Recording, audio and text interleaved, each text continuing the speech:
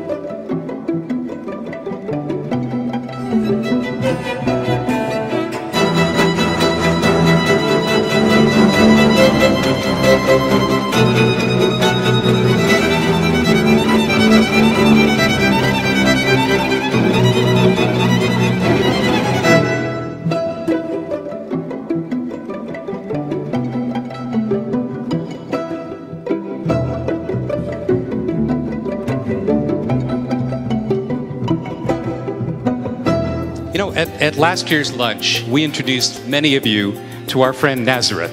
His inspirational comedy has reached millions of people on Comedy Central, The 700 Club, ABC Family, and NBC Nightly News. The fact is, we heard a lot of comment and feedback after last year's Pastors event, and in spite of all of that, we brought him back again this year.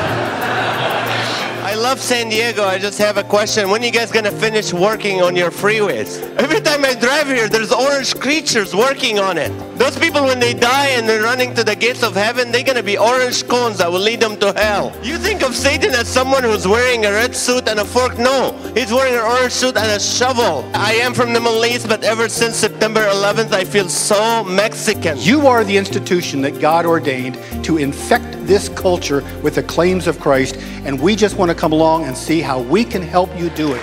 That's why we do what we do.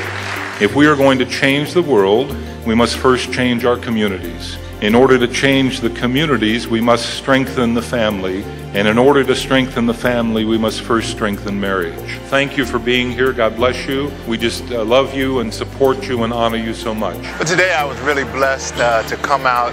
This is my first time here, and I really enjoyed it.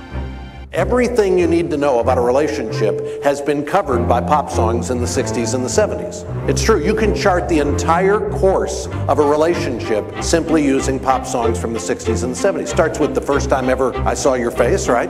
You're just too good to be true, can't take my eyes off of you.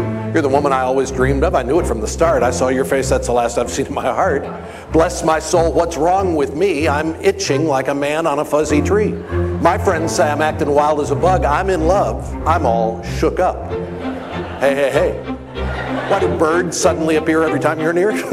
Just like me, they want to be close to you. Listen, do you want to know a secret? Do you promise not to tell? Do you believe in love? Do you believe in magic? Do you know the way to Santa? No, that doesn't fit here, sorry.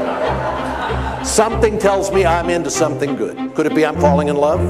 I woke up in love this morning. You see this guy? This guy's in love with you. It's more than a feeling. You're more than a woman. I love you more than I can say. Whoa, hey.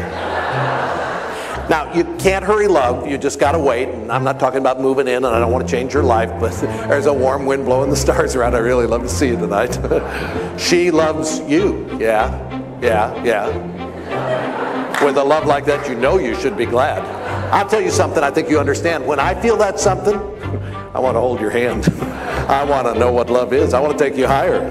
Baby, I love your way. I want to be with you night and day. You ask me if there'll come a time when I'll grow tired of you. Never, my love. I can see me loving nobody but you for all my life. Wouldn't it be nice if we were older? Then we wouldn't have to wait so long. We're going to the chapel and we're going to get married. Going to the chapel of love. We've only just begun to live, always and forever. I got you, babe.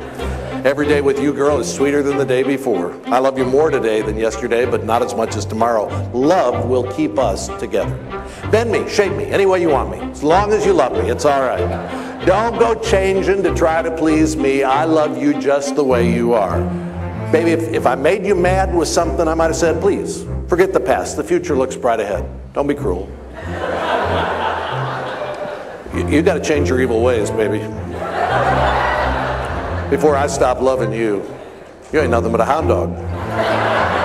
I'm all out of love. Set me free, why don't you, babe? Get out of my life, why don't you, babe? Please release me, let me go. Bye-bye, love. Bye-bye, happiness. Hello, loneliness. I think I'm gonna cry. Breaking up is hard to do, yeah. If you see me walking down the street and I start to cry each time we meet, walk on by. I'll never fall in love again. See, there's the whole history of a relationship, start to finish. With pop music. This has been a fantastic event. It's been a fantastic opportunity to encourage pastors, to equip pastors, to say thank you to pastors. Kids are the experts on love. You ask kids about love and marriage, they'll give you some great answers. You ask Alan, age 10, ask him, how do you decide who you're going to marry?